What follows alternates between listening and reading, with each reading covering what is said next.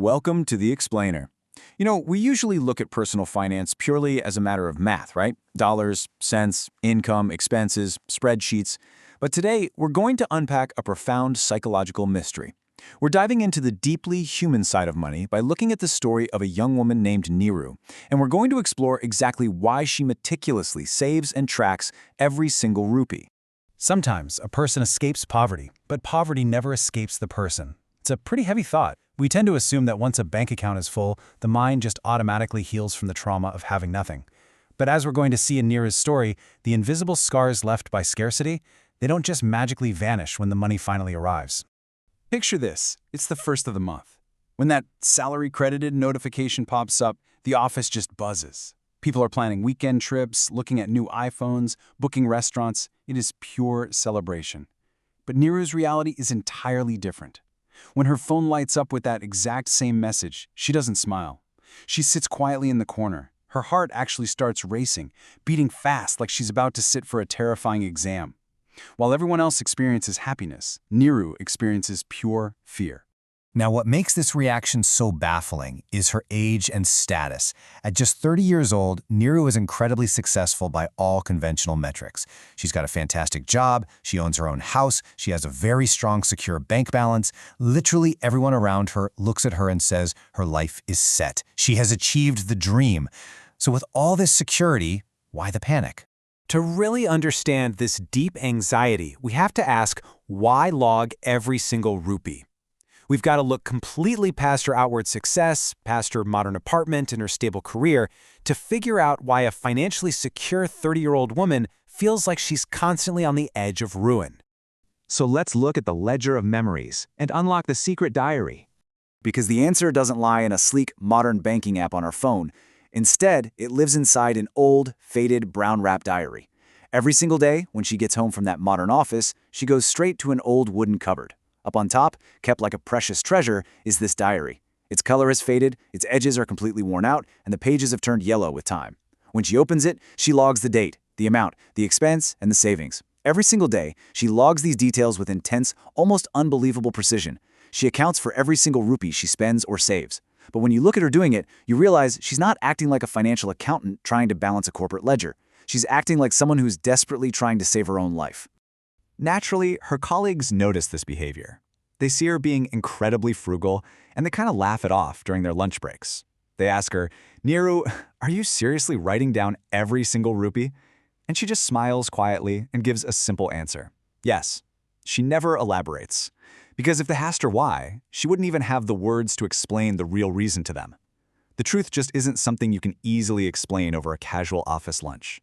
Because this diary isn't about currency at all. It's definitely not a financial tool for investment. It has nothing to do with maximizing returns or business tracking. It is a psychological safety blanket. Held within those yellowing pages is her entire childhood.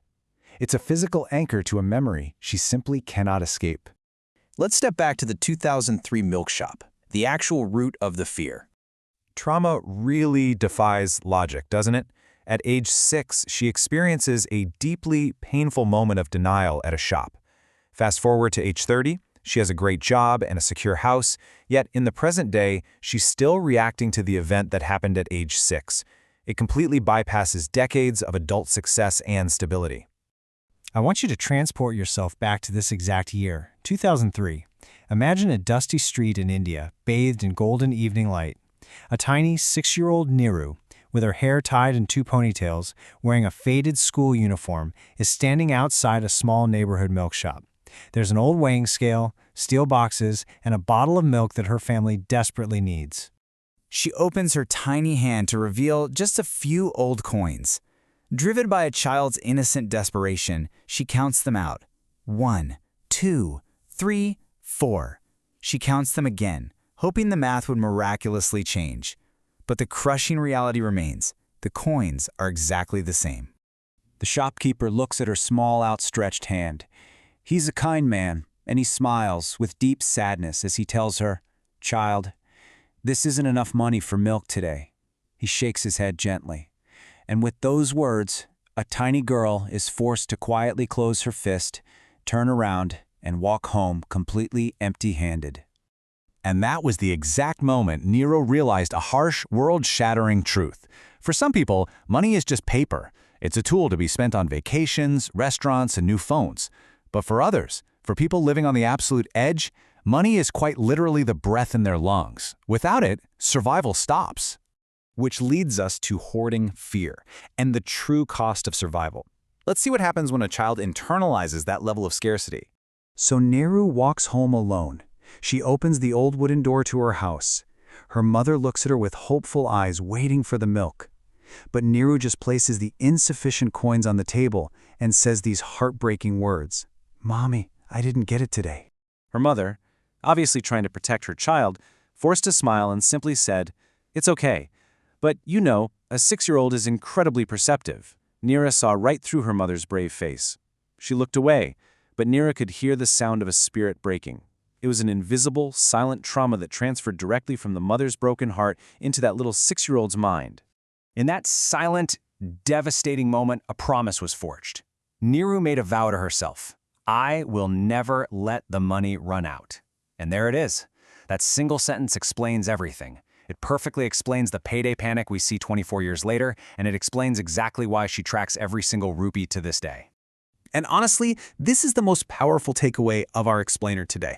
When you look at Nehru's bank account, it looks like financial prudence, but the reality is far deeper. She didn't learn to save money. She learned to hoard fear. The extreme frugality we see isn't about being good with finances. It's a chronic trauma response. She isn't saving to build a future. She is saving to prevent 2003 from ever happening again. So, back in the present day, as Nero finishes her daily accounting, she closes the faded diary. Her trembling fingers gently brush against the last page. She never opens this final page, almost as if she knows that opening it wouldn't just reveal paper, it would release all the pain of her childhood. But written on that unread page is a single, haunting promise: never again. Which brings us to the end of Neru's story, but really the beginning of our own reflection. We all carry a ledger of memories, filled with past moments that dictate our present actions. So I want to leave you with this. What invisible fear are you hoarding? Thank you so much for joining me on The Explainer today, and I highly encourage you to keep questioning the why behind your own ledgers.